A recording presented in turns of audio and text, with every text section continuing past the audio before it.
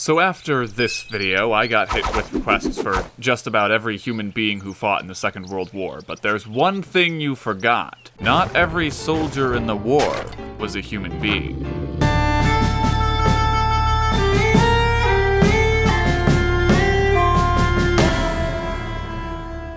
This video is brought to you by Skillshare, free stuff at the end. So, if you don't know, World War II was a thing, and while Hitler was blitzkrieging the west side of Poland, Stalin came stomping in through the east, and Poland goes poof for like the third time. Then Stalin did what Stalin does, and deported hundreds of thousands of Polish citizens to Siberia and/or gulags, making sure to pick out any military officers, police, lawyers, priests, landowners, possible spies, possible saboteurs, or miscellaneous officials, and disappear them. And if anyone asks, the Nazis did it. Speaking of the Nazis, they attack 2 years later, and Russia goes, "What happened to that buffer state between us?" "What do you mean Poland doesn't have an army?" So they haphazardly grab whatever Polish soldiers were still alive, pop them in a uniform, and tell them, "Go defend our country." You mean Poland or Russia?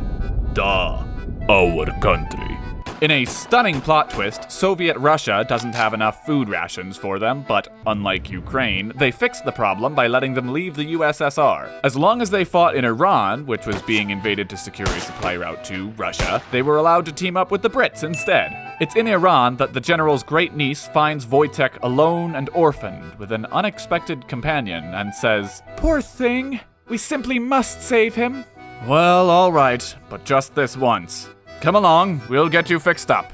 The bear, Anatole, the bear! Thus the happy warrior found a new home, and he fit in no time. He could bat his eyelashes, and his comrades were lining up to serve him milk and honey. And when he was old enough, he was marching and saluting, drinking and smoking, just like one of the boys. According to one story, Wojtek awoke one night to discover a thief had snuck in to steal munitions, not expecting to round the corner to a 200-pound bear. Well, Wojtek saved the day by rousing his fellow soldiers and catching the man before he could escape. Wojtek may never have been to Poland, but it was his fatherland now. Eventually, though, the army got the call to Italy in 1944, where they would face the full force of the Axis powers. The winter line across the heel of Italy was unyielding, costing the Allies 6 months and thousands of lives as they tried and failed to pass through it. It was no place for pets. No dogs, goats, lions, monkeys, reindeers, cassowaries, nothing. Luckily, Wojtek's division didn't have any pets. They just drafted an extra soldier. So Wojtek's fighting in the trenches, carrying crates and artillery shells that would normally take the work of 4 men, allowing his division to bombard the enemy lines while the infantry stormed the Germans' last holdout in Monte Cassino. Now, am I saying Wojtek single-handedly provided the support needed to break the line and capture Italy simply by imitating his friends? Well, I'd sure like to, but he did do enough to earn a promotion to corporal, meaning, assuming the percentages are similar to the US in 2020, about 25% of all soldiers at the time were outranked by a bear.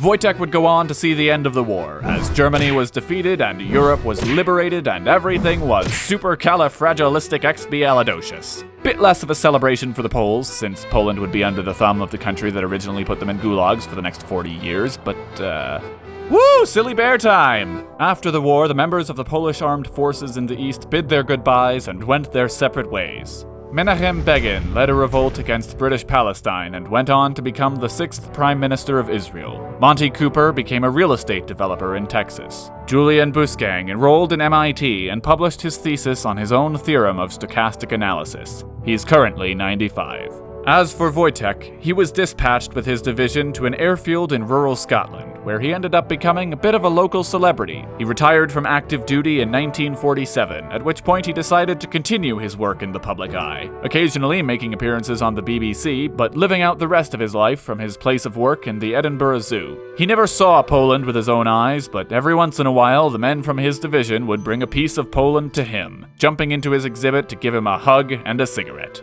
The zookeepers were not happy.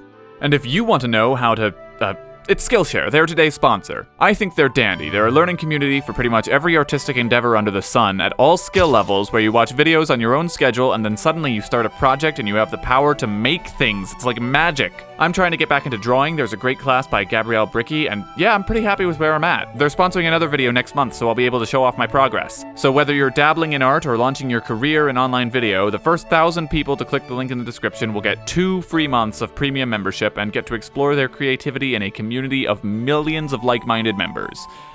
That's all I got. If that doesn't sound like fun, I don't know what does. Cheers!